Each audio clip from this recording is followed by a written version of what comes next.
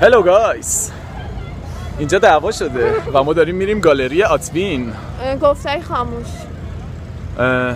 گفتاری خاموش، کاری از محدثه موقر. اینجا هم دعوا شده. خب به انم حقیقتا میخواستیم یکی دو تا گالری دیگه بریم. حقیقتا میخواستیم یکی دو تا گالری دیگه بریم، اما وقت تنگ بود و اکثرا تا 7 یا 8 شب باز بودن. 10 دقیقه به 8 از 2 تا 9 یا اشتباه نکنم از 4 تا 9 هست.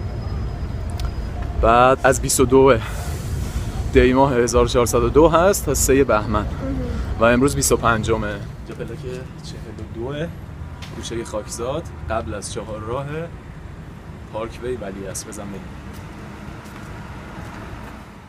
اینجا ورودی گالریه که معماری ساختمون و آقایی که قراره در تصویر ببینید خیلی بهمون انرژی مثبتی منتقل کرد.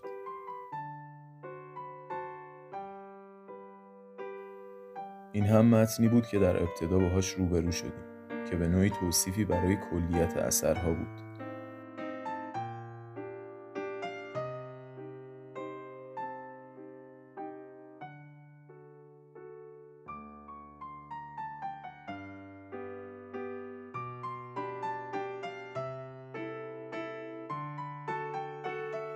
از اونجایی که ما خیلی خوششانسیم کسی نبود که ازش سوالی بکنیم یا اسم آثار رو بپرسیم، چون جایی هم ننوشته بودن.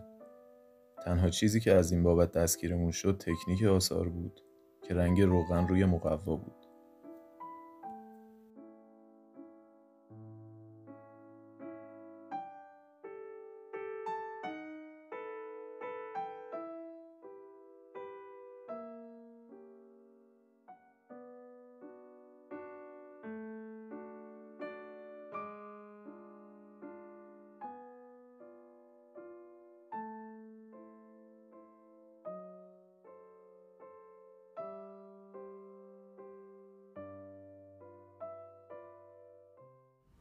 بفهمی چیرمی که چرا مثلثن برام سوال و این چرا اینجوری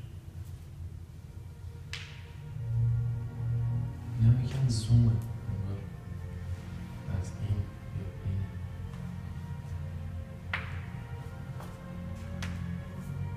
بچه‌ها خیلی لذت بردیم.